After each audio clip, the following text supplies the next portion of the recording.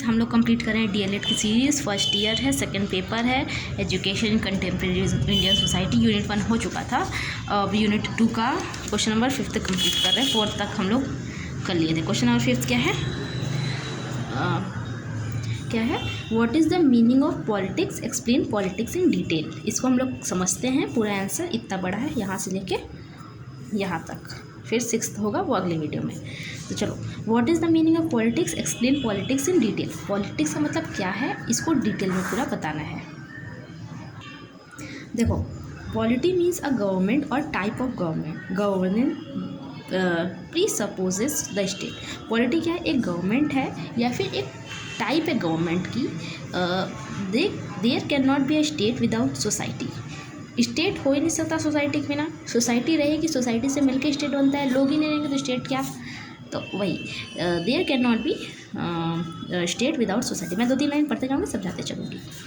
In other words, it is the society which is basic reality constitutes the government. Social realities are reflected in government formation. देखो, social जो भी society की reality है वो किस में रिफ्लेक्ट होती है, गवर्नमेंट फॉर्मेशन में। सोसाइटी जो कि वो एक रियलिटी कंस्टिट्यूट, मतलब which is the basic reality constitute the government. A state is administered as per the constitution. State क्या है, एक स्टेट जो है वो एडमिनिस्टर करता है कॉन्स्टिट्यूशन के हिसाब से।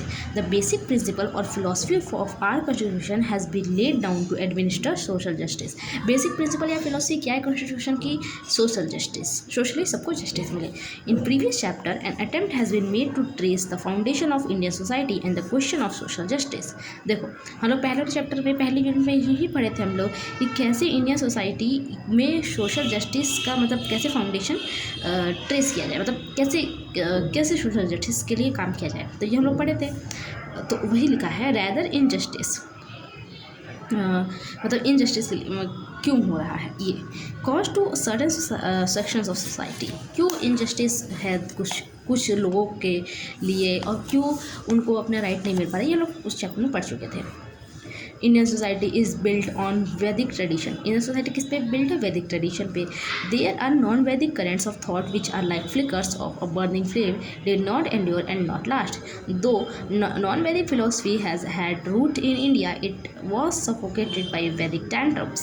देखो, नॉन वैदिक फिलोसफी तो पहले भी थी इंडिया में, बट ये वैदिक टैंट्रम्स की वजह से हट गई थी, ऐसा समझ लो। As we have seen, Vedic tradition preaches caste system. Vedic tradition किसको प्रीच करता है, कास्ट सिस्टम को। This tradition is repeated in Dharma Sutras enacted in the epic and glorified in the Puranas. मतलब कि कास्ट सिस्टम तो वैदिक सिस्टम से चला, मतलब उसी वही प्रीच कर रहा है, और ये इसको ग्लोरीफाई भी कर दिया गया पुराणास में और धर्म सूत्रास में। Perhaps the repetition of the same theme is different ages in different form is the secrecy of the endurance of Vedic tradition. अलग अलग एज में अलग अलग फॉर्म में इसको देखा गया। I shall briefly bring about the salient feature of our polity. The politics of Indian works within the framework of country's constitution. Politics कैसे काम करती है इंडिया की, कॉन्स्टिट्यूशन के फ्रेमवर्क में रह के। India is a federal parliament democratic republic in which the president of India is the head of the state and the prime minister in India is the head of the government. President क्या है, head of the state है, मतलब कि state यहाँ पे India. President जो है वो इंडिया का हेड है और प्राइम मिनिस्टर किसका हेड है, गवर्नमेंट का हेड है।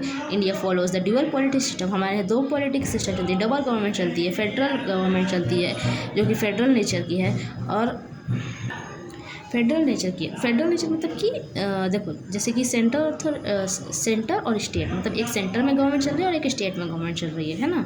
तो the constitution defines the organisational power and limitation of both central and state government and it will be recognised, rigid and considered supreme, that is law of the nation must confirm to it. देखो, constitution सबकी अपनी अपनी power और अपनी अपनी limitations बता के रखा है कि सेंट्रल की इतनी पावर है, स्टेट की इतनी पावर है, और वही जो रिजिड कंसिडर्ड जो सुप्रीम है, लॉ सबको कंट्रोल करके रखेगा। इस लॉ के बाहर कोई भी अपना कदम नहीं उठाएगा। अब देखो, there is a provision for bicameral legislature consisting of an upper house the Rajya Sabha council of state which represent the state of Indian federation and lower house Lok Sabha house of people which represent the people of India as a whole.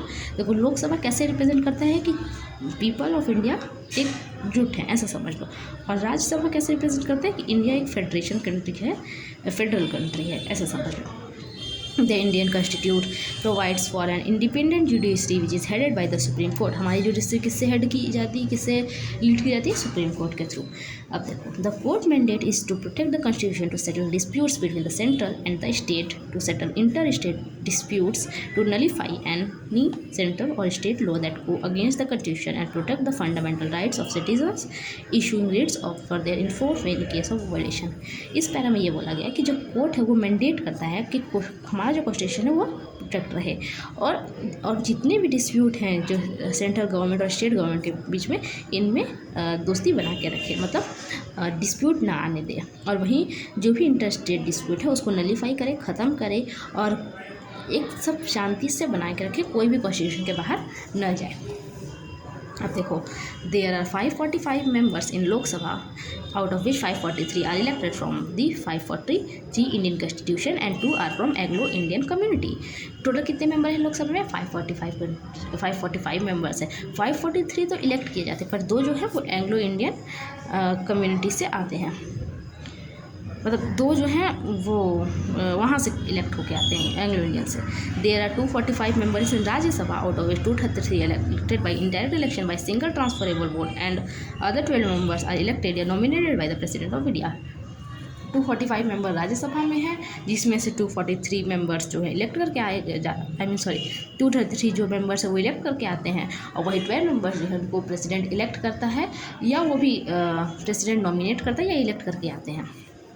अब देखो, government are form through elections held every 5 years by parties that secure a majority of members in their respective lower houses, Lok Sabha in central government and Vidhan Sabha in states. देखो क्या बताया कि government जो है वो form की जाती है, बनाई जाती है, कैसे? इलेक्शंस की वजह से, जो कि हर 5 साल में होता है, और जो भी सिक्योर करता है majority of members in the representative lower house में, और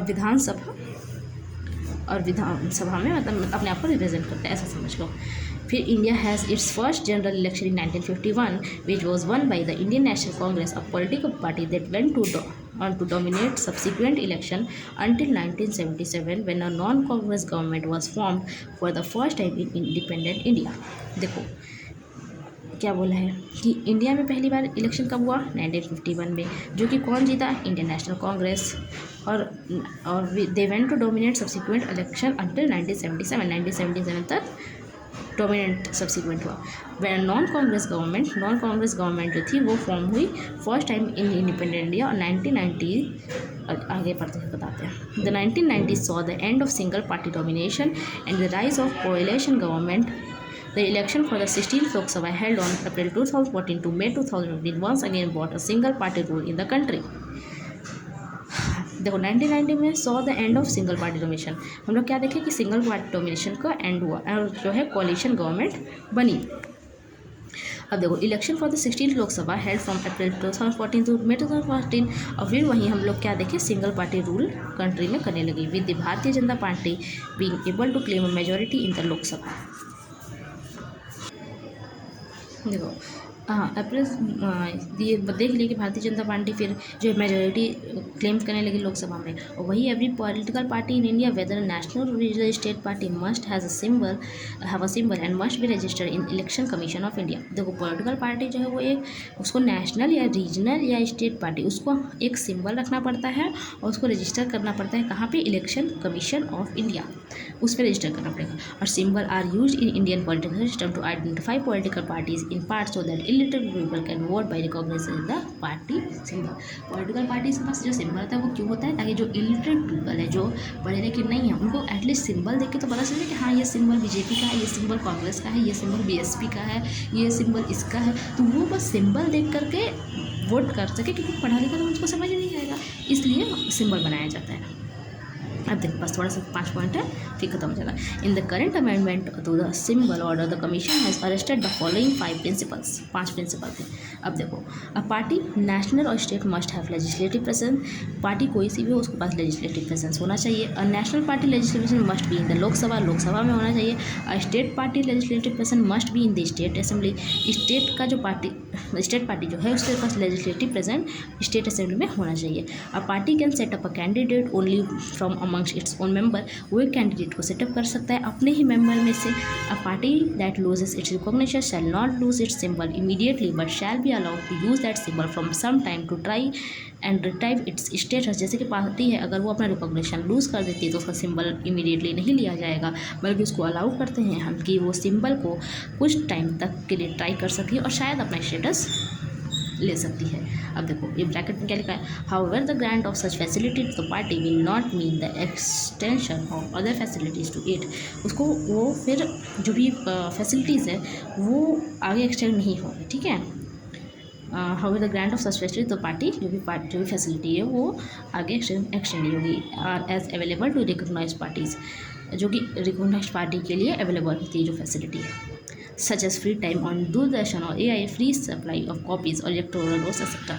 ये सब तो नहीं, ये सब तो जानने की जरूरत नहीं है, बट फिर भी बता दें कि दूरदर्शन यार जो कि फ्री सप्लाईज ऑफ कॉपी है, इलेक्ट्रोरल रोल्स है, ये सब उनको मिलेगा। देखो अब फिर तो पॉइंट क्या है, recognition should be given to a party only on the basis of its own performance in election and not because it is a splitter group to some other recognise party. Recognition कभी तब मिलेगा जब वो उसका performance होगा election में, तभी न कि कोई अदर रिकॉग्नाइज पार्टी से, अब उसको अपने से अपना रिकॉग्निशन लोगों के बीच में बनाना पड़ेगा, ठीक है। क्वेश्चन नंबर 5 हो गया। अब 6th अगले वीडियो में करेंगे, जो भी डाउट हो कमेंट में पूछ लेना, बता दूँगी।